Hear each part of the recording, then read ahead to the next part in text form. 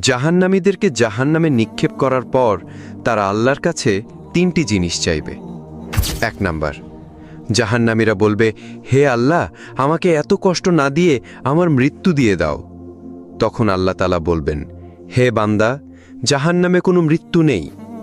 Number 2, জাহান্নামীরা তখন বলবে, হে আল্লাহ, তাহলে আমাদের জাহান্নামের আযাব একটু হালকা করে দেন, 1 মাসে অন্তত 1 দিন বিরতি দেন, অথবা 24 ঘন্টার মধ্যে আমাদের 10 মিনিট হলেও আযাব থেকে বিরত রাখুন। হে আমাদের রব, আমরা আর পারছি না জাহান্নামের কষ্ট সহ্য করতে।